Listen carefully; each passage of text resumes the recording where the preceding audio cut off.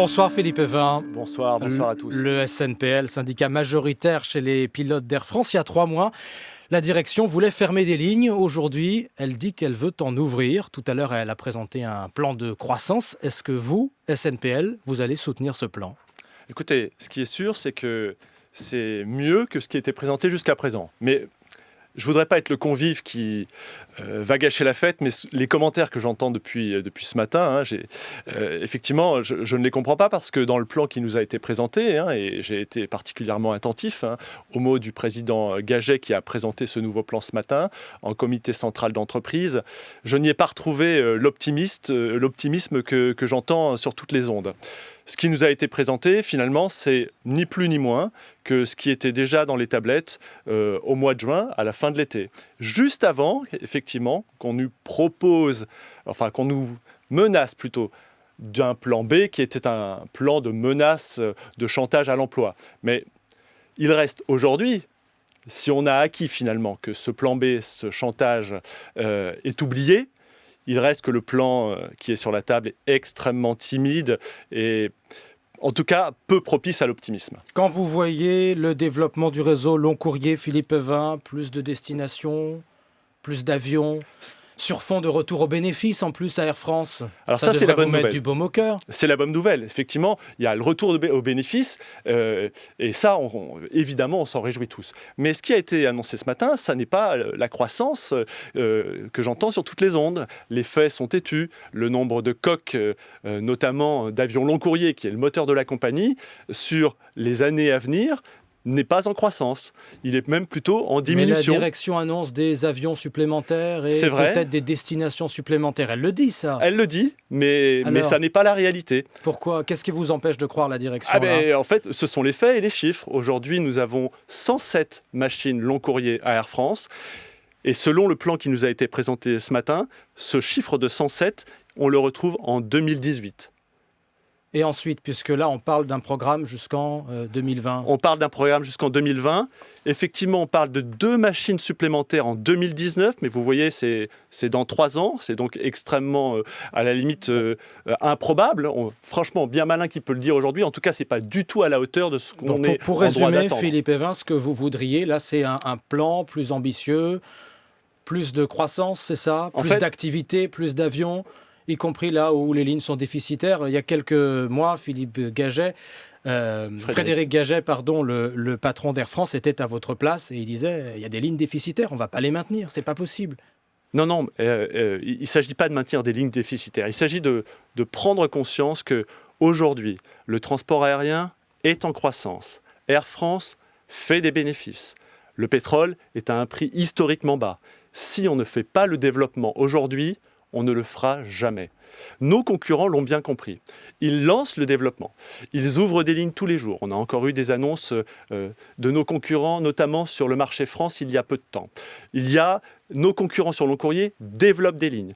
J'entendais tout à l'heure sur votre antenne que notre ministre du Tourisme, Laurent Fabius, annonçait qu'il voulait faire passer le nombre de Chinois venant en France de 2 millions à 5 millions. Pour faire cela, il faut croître.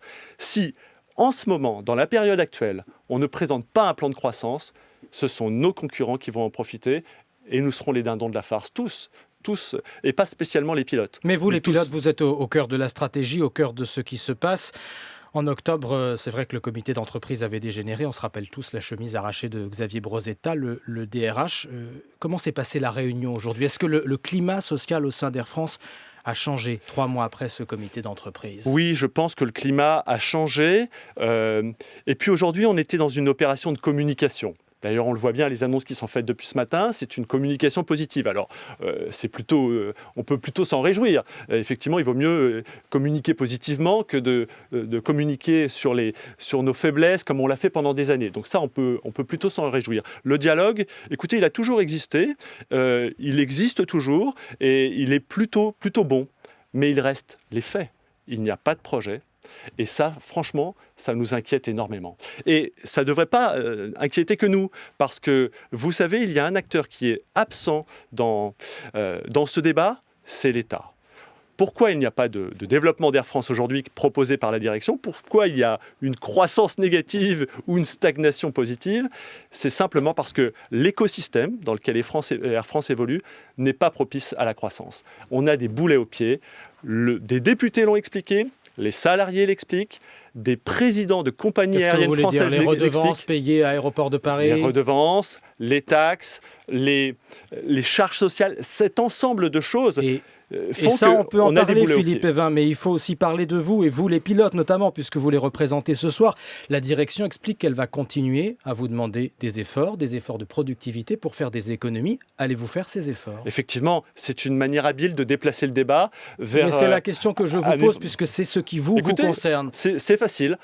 Les taxes, les redevances qui sont supplémentaires sur Air France, que n'ont pas nos concurrents, représentent environ 700 millions d'euros par an. C'est la masse salariale à quelque chose près des pilotes d'Air France. C'est-à-dire que pratiquement, les pilotes d'Air France pourraient voler gratuitement, qu'on ne serait quand même pas avec les mêmes égalités de chance au départ que nos concurrents. Donc, bien sûr que les pilotes sont prêts à faire des efforts dès lors qu'il y a un projet sur la table de développement industriel, bien entendu. Et franchement, on le montrera. Philippe Evin, mais... c'est ça la question aussi ce soir. Hein, et là-dessus, le nouveau DRH d'Air France qui vient de Matignon, qui était le conseiller social du Premier ministre, vous dit, bon, il faut qu'on discute, et l'horloge tourne, dit-il. L'horloge tourne, et savez-vous que les discussions, on les a déjà commencé, et la direction d'Air France sait parfaitement quels efforts on est à même de faire. Elle le sait parfaitement. Vous pouvez nous le dire ce soir ?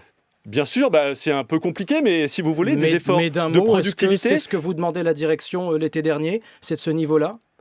Écoutez, ce que demandait la direction l'été dernier, c'était proprement et mécaniquement infaisable. Elle nous demandait de voler 17% de plus pour des personnes qui sont déjà au taquet de la réglementation. Donc c'est pas possible. Sans entrer dans les détails, que proposez-vous ce soir ? Écoutez, il n'y a aucun chiffre qui a été évoqué ni par la direction, ni par nous dans les discussions qu'on a eues jusqu'à présent. Mais en tout cas, les pilotes, ils sont de bonne volonté dans cette histoire. C'est ça qu'il faut comprendre. Et surtout, ils ne cherchent pas à défendre leurs avantages. On cherche à défendre l'idée d'une compagnie qui puisse aller de l'avant et exister encore dans 10 ans. Philippe Evin, le président du SNPL Air France, invité de l'Interview Éco. Merci à vous.